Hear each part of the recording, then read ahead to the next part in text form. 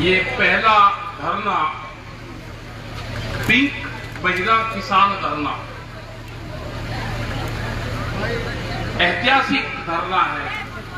तो ये एक तरफ हो जाओ, एक तरफ तोड़ जा पंडित जी बगल तोड़ जा। ये ऐतिहासिक धरना है। ये धरना हरियाणा में ही हो सके पहले में, अब तो फिर आगे भी हो जाएगा, क्योंकि यहाँ की महिलाएं तो उनको पीछे बैठा रखा आज बिल्कुल। और धरने पर रही है सारी जितनी थी ना वहां पे, उसपे टोहाना पे पुलिस स्टेशन पे, ये धरने पर रही, वहां पर रात को वही लेती। और एक रात तो ये रहा कि जब सो के उठे सुबह तो पुलिस वाले भी बच्चे वही लौट रहे थे। ये दिखा कि ये पुलिस वाले जब इस पर कब्जा करेंगे, हमने ना कहा अपने कपड़े बिछा दो आपके पास। तो सारी क्रांतिकारी महिलाएं हमारे, ये बच्ची हमारी बहन सब, हमने इनको कहा भाई किसी के घर पर ना लोग ना, हम तो रहेंगे ही, हम कहीं नहीं। तो जिस ताकत के साथ में सरकारों को समझ आना जाना चाहिए कि आप इसको, ये वैचारिक क्रांति है, और जब पूरी दुनिया में कहीं पे भी वैचारिक क्रांति आई तो उसका परिवर्तन करा। तो ये लगता है कि आपका खेल खत्म हो गया, आपके खिलाफ आम जनता में विचार आ गया कि आप वोट किस माध्यम से लेते हो, आप कर्मकांड आप कौन से करते हो। और गलत फहमी में भाई ये भी ना रहे, जो ये बीजेपी के लोग हैं ना, गलत फहमी अपनी ये भी अपने दिमाग से निकाल देंगे इनकी सरकार है। अगर सरकार बीजेपी की होती तो वह जरूर बात कर सकती। जब वोट दी तो सबने कहा कि मोदी सरकार, जब इनके दिमाग में नहीं आई थी कि तुम्हारी तो सरकार है ही नहीं, अब की बार मोदी सरकार, वे मोदी सरकार को वोट दे रखी, उसने कब्जा कर लिया, उसने बीजेपी वालों का भी राह बांधा। इनके जो बड़े बड़े नेता थे ना, जिन्होंने ये पार्टी बनाई थी, वे सारे वो घर में कैद कर बाहर पुलिस बैठा रखी, न प्रेस जा सकते, उनके फोन रखे काट, न वे कहीं बात कर सकते। आए किसी के बयान, किसी का कोई बयान नहीं है। एक आध को टीवी पे जरूर बैठावे, एक आध को टीवी पे बैठावे, एक से एक दिन बहस हुई, टीवी पे बैठा बहस लग रहा कर, मगर भाई किसने बुलाया, ये तो तनख्वाहियां हैं, तनख्वाह उनके मिले, इन्हें कागज दे दिए जा कि तुम्हें ये चीज कहनी, सरकार का झूठा प्रचार करना है टीवी के माध्यम से। ये हाल है, ये हाल प्रेस और मीडिया के हैं। एक आध प्रेस के चैनल को, सोशल मीडिया को छोड़ के सब चैनलों पे उनका कब्जा हो गया। अपना चैनल बचाना है तो जो कुछ उनको कहना भाई कह लो, हमारा चैनल पर ताला मत लगाओ। तो पूरे देश पे कब्जा हो चुका है। एक घोषित इमरजेंसी है, घोषित तो नहीं करी, लेकिन पूरे सिस्टम पे कब्जा कर लिया है। कब्जा, इस देश की जनता को उठ खड़ा हो जाना चाहिए। पूरा देश निमट गया, आधा देश बिछ गया, आधे को 3 साल में बेच देंगे सारे।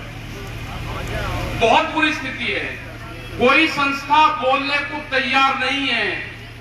उत्तर प्रदेश के अंदर जो दंगा नाच हुआ है चुनाव में, 632 कैंडिडेट जीते, 3000 में से छठे हिस्से की वोट मिली। और जब अध्यक्ष बनने का नंबर आया, गाजियाबाद में 2 कैंडिडेट जीते, जनता ने वोट नहीं दी। 2 कैंडिडेट सामने, पर्चा भरने वाला नहीं पाया कोई पर्चा, उन्हीं का ही अध्यक्ष बन गया। अब की बार अजीब स्थिति आई है कि कोई अगर वोट है,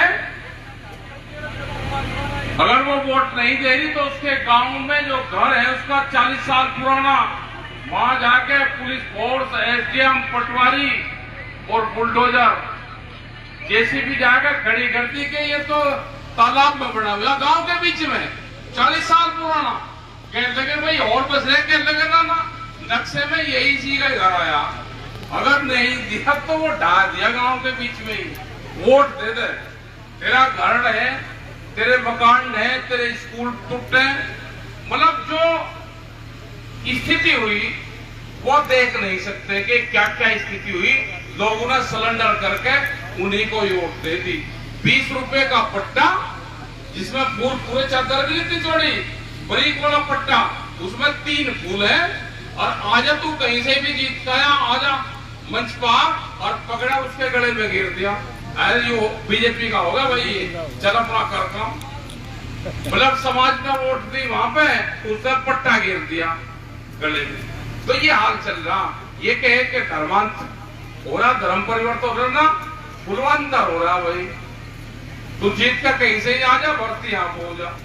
तो ये हाल देश में हो गया। इसमें आंदोलन बिल्कुल ठीक कहा कि आंदोलन लंबा चलाना पड़ेगा। बहुत मसले हैं, बहुत मसले हैं। आप जितनी मेरी बहनें यहाँ से माताएं जाना चाह रही कि भाई हम दूध काटेंगे जाके 4 बजे दूध काटना, उसके लिए तो कानून आ जाए, उसकी जरूरत ही नहीं रहने। यही पॉलिसी चलती रही तो 10 साल में एक भी पशु नहीं मिलेगा, सब खत्म हो गए। टर्की एक देश है, उसमें हम गए 2 साल पहले, 3 साल हो गए।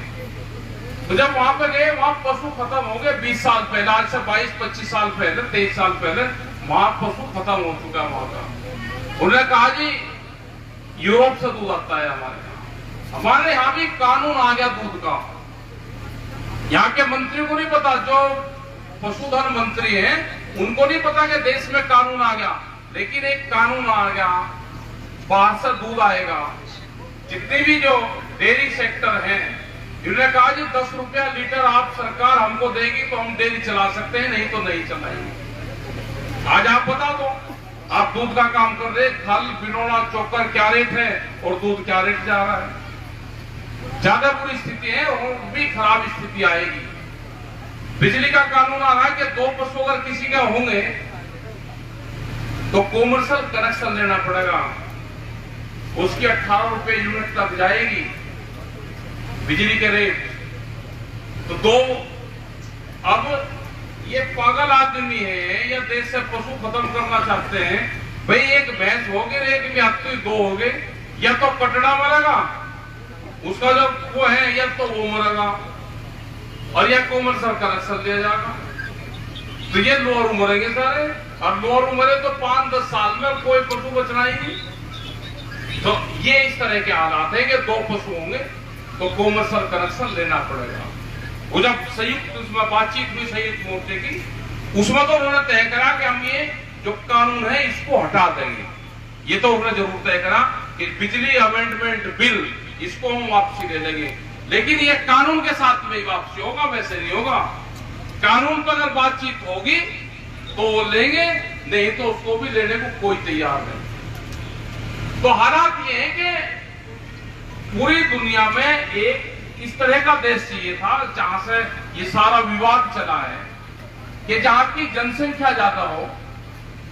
अमेरिका इन देशों को चाइना के कंपटीशन में हमको काम करना है, जैसे चाइना सामान बनाता है ऐसे ही हम सामान बनाएंगे। तो यूरोप को ये लगा, पूरे दुनिया को ये लगा, यूएसए को ये लगा कि भारत एक ऐसा देश है कि वहां की जनसंख्या ज्यादा है, वहां पे सस्ती लेबर मिल जाएगी, बड़ी बड़ी फैक्ट्रियां लगेगी, सस्ती लेबर वहां पे मिल जाएगी। लेबर के कानून बदल दिए सारे, यहाँ पे सस्ती लेबर के लिए पूरा प्रोग्राम चल रहा। सस्ती लेबर कहां से आएगी? वो आएगी गांव से। गांव से जब आएगी, जब गांव को डिस्टर्ब करा जाएगा, उनकी फसलें ना बेचो, दूसरे उनको नुकसान हो, तो गांव छोड़ कर जाएंगे शहरों की तरफ। फिर उनको पकड़ेंगे, वे फैक्ट्री में काम कर रहे 7-8 हजार 10 हजार में काम करेगा, ये फैक्ट्री में काम करता है। तो ये प्रोग्राम चल रहा, आपकी जमीनें जाएंगी, आपका जो रोजगार है, नौकरियां, सरकारी नौकरियां गई, प्राइवेट फैक्ट्री में काम करेंगे, यहाँ का पूरा देश पोल्यूशन झेलने लगा। और उनको 2 चीज यहाँ पे मिली कि जनसंख्या ज्यादा होगी तो खाने का सामान बाहर से आएगा, क्योंकि जो कॉन्ट्रैक्ट फार्मिंग में जमीन जाएगी, अभी कह रहे जी कॉन्ट्रैक्ट तो आप कर रहे, ये है फसलों का कॉन्ट्रैक्ट। अगला कॉन्ट्रैक्ट आएगा, अगर यहाँ पे 40,000 रुपया किले का रेट है ठेके का, वे सीधा देंगे 60,000 रुपया आपको। मुझे नहीं लगता जब 60,000 रुपया देंगे अभी अगर 60,000 रुपए किला आपको देने लगे, ना आपका डीजल लगे, ना आपका ट्रैक्टर लगे, कुछ नहीं लगे, तो बहुत आदमी गांव के अपनी जमीन ठेके पर देंगे। उनका ये टारगेट है, और उनका टारगेट है सीधा 40 से 50 साल वे जमीन में केमिकल डाल देंगे, इस जमीन को बर्बाद करेंगे, और उनका खेल शुरू होगा आज से 50 साल के बाद। ये नहीं कि 3 साल का काम है और आंदोलन को 7 महीने होंगे और बहुत दिन होंगे। उनकी सोच है कि 50 से 70 साल बाद में हमारा खेल शुरू होगा। उनका टारगेट देखो कहां पे है, जमीन को बर्बाद करेंगे, खाने का सामान बाहर से आएगा, सामान यहाँ पे दूसरी फैक्ट्रियां यहाँ पे लगेगी, आपका देश लेबर में काम करेगा। यहां से ये शुरुआत हुई है सारी चीजों की। जमीनें जाएंगी, सब जमीनें नहीं बचनी। इस तरह के कानून आगे, सड़क के नीचे का जो एनएच का कानून आया, कोई भी कॉमर्शियल एक्टिविटी वहां पर नहीं कर सकता। वेंचर की दुकान, छोटा होटल, चाय की दुकान, खोखा अपनी जमीन में नहीं कर सकता, उसको परमिशन लेनी पड़ेगी सारी। जैसे पेट्रोल पंप लगा रहा हो, वो कोई दे देगा उसको। तो ये सारे इश्यू हैं, इस पे बड़ी लंबी लड़ाई है। एजुकेशन वाली बात आपकी हुई, हेल्थ की बात हुई, आपको डॉक्टर फैसिलिटी की बात हुई। जो कोरोना काल चला, लोग मरते रहे, हॉस्पिटल के दरवाजे पे लोग न मरे। 160 रुपए की ऑक्सीजन 20-20 हजार रुपए में लोगों ने खरीदी। अस्पताल के डॉक्टर नहीं मिले, ना कोई नेता मिला। ये नेता आपके बीच में जरूर आएंगे, वोट मांगने आएंगे, आपके बीच में आएंगे, पेट बजाने आएंगे। इनसे क्वेश्चन जरूर करना, जब हमारे परिवार के लोग मर रहे थे तो आप कहां थे, रेट क्यों नहीं बढ़ रहे, ये सारे सवाल हैं। उत्तर प्रदेश में इलेक्शन है, बहुत लोगों की निगाह होगी, वहां पूरी तैयारी है, मीटिंगें होगी, संयुक्त मोर्चा जो तय करेगा, पूरा देश का किसान उस पर काम करेगा। आज भी कोई भी कॉल होती है संयुक्त मोर्चे की, पूरे देश भर में उसमें कॉल होती है, उस पर काम होता है। चाहे बंगाल हो, चाहे वो कर्नाटक हो, तमिलनाडु हो, बहुत सी सरकार, तमिलनाडु की सरकार जो वहां की बनी है, वो पूरा संयुक्त मोर्चे की देन है। उन्हें पूरे इसको फॉलो करा, वहां आंदोलन किए, उन्हें अपनी सरकार बनाई। वहां बंगाल में लोग गए, यहाँ के आप लोग गए वहां पे यही तो कहा कि बीजेपी को वोट नहीं देना, एमएसपी इनसे मांगो। वे एक मुट्ठी चावल मांग रहे थे उनसे, हमने यही तो कहा कि एक मुट्ठी चावल की जो एमएसपी है, भारत सरकार ने जो रेट निर्धारित करा है, वो रेट मांग लो इनसे। उन्होंने उसका रेट मांग गया, उल्टा होगा। एमएसपी का रेट नहीं है, आपके यहां तो कुछ मिल भी आपका होगा। उत्तर प्रदेश और बिहार में 800 रुपया क्विंटल खरीद कर जाते हैं वहां से, और यहाँ पे बेचते हैं। सब व्यापारी व्यापार कर रहे, जो सरकारी खरीद होती है 70% खरीदारी व्यापारी की होती है, उसमें किसान की नहीं होती। यही हाल राजस्थान का है। यहाँ पे 35 रुपए हाउस पावर है बिजली, जो खेत में है। उत्तर प्रदेश में है 175 रुपए पर हाउस पावर। पंजाब में फ्री है। तो हमने कहा कि बिजली, किसान अगर अपने खेत में काम कर रहा, जब पूरे देश का रेट एक है, तो बिजली का भी रेट एक कर दो। तो ये बड़ी लड़ाई है, पूरे देश की लड़ाई है, ये लड़ना पड़ेगा। और आपके जो गीत है उसके माध्यम से, जो भजन की मंडली है इनके माध्यम से, और खासकर के जो पंजाब, जो गायक है पंजाब के, हरियाणा के, उत्तर प्रदेश के, इन्होंने अपने माध्यम से गा के इस आंदोलन में बहुत सपोर्ट करा। इनका हम बार बार धन्यवाद करते हैं। और जब भी देश में मुसीबत पड़ी तो भजनों का बहुत बड़ा रोल रहा, गीतों का बहुत बड़ा रोल रहा। हमने तो सुने वहां पे, जो आपके टोल पे जो हमारी बहनें जो गीत गाती हैं, उसमें बहुत गीत इन्हें इस आंदोलन के बनाए, सरकार के खिलाफ बनाए।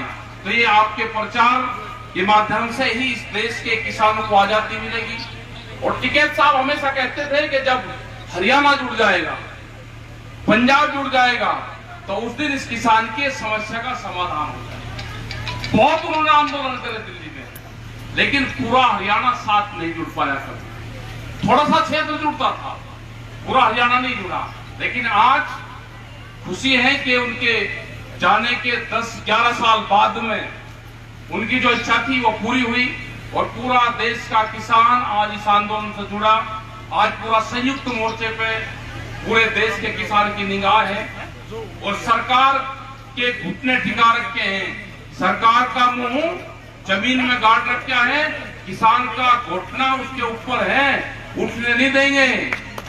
ये सरकार दिमाग खोल कर सुन ले, ये 4 लाख ट्रैक्टर दिल्ली में गए, न 26 जनवरी भूलने देंगे, न 26 तारीख को भूलने देंगे, न ये 4 लाख ट्रैक्टर भूलेंगे। और 25 लाख आदमी गए, वे आज भी यही है, वे कोई अफगानिस्तान से नहीं आए, वे हिंदुस्तान का ही ट्रैक्टर था और हिंदुस्तान के ही आदमी थे। जब जरूरत पड़ेगी वे दिल्ली में फिर जाएंगी। आप अपने जिलाधिकारियों को, आप अपने डीसी को, डीएम को यही दिल्ली बनाएंगे, हम अपने शहरों को ही दिल्ली बनाएंगे। जरूरत पड़ेगी तो अपने शहरों को ही दिल्ली बनाएंगे। ये रखा है ना आपके चारों तरफ। जब इन किसानों ने आपकी राजधानी को घेर रखा है तो इन शहरों को भी घेरेंगे। या तो बात मान लो, जितना जल्दी मान लोगे उतना जल्दी कुछ जान बच सकती है, नहीं तो यहाँ से भागना भी पड़ेगा। वही कहावत होगी कि 100 प्याज भी खाओगे और 100 जूते भी खाओगे, दोनों खाओगे, जाना पड़ेगा। तो भाई बहुत बहुत धन्यवाद आप सब लोगों का। और ये भी है कि आप 2:30 बजे तक इस आंदोलन को चलाते हो, यहाँ पर धरने को चलाते हो।